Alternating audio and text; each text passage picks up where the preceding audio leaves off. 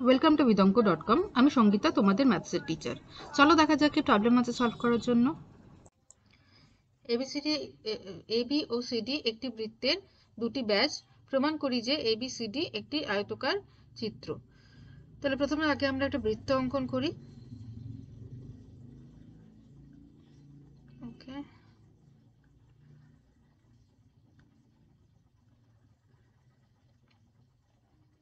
ওকে, একটা বৃত্ত অঙ্কন করলাম। এবারে এই বৃত্তে দুটি ব্যাস হচ্ছে এবি ও সিডি। ঠিক আছে, তাহলে এবি হলো একটা ব্যাস, ওকে, আর সিডি হলো আরেকটি ব্যাস। তাহলে এটা যদি আমরা যোগ করি এ ডি বিসি, ঠিক আছে, তাহলে এসি বিডি, এটা এবিসিডি হবে না, এটা হবে এসি বিডি। ঠিক আছে, তো এসি বিডি বলছে হবে একটি আয়তাকার চিত্র।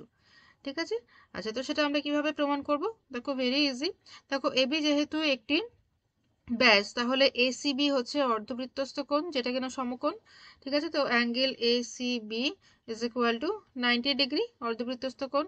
আবার দেখো, এবি যেহেতু ব্যাস, তাহলে এই যে অ্যাঙ্গেলটা এ এডিবি, অ্যাঙ্গেল এডিবি এটাও হবে 90 ডিগ্রি। ওকে, আবার দেখো, যেহেতু সিডি হচ্ছে বৃত্তের ব্যাস, তাহলে এটা ডিএসি হচ্ছে অর্ধবৃত্তস্থ কোণ, তো সেটা হবে সমকোণ। DAC is equal to 90 degree.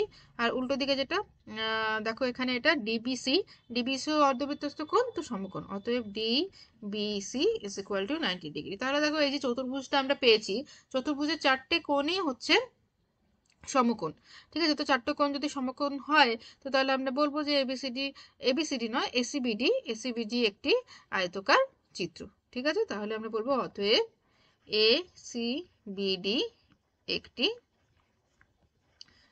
আয়তাকার চিত্র। ঠিক আছে, তো প্রমাণিত হলো।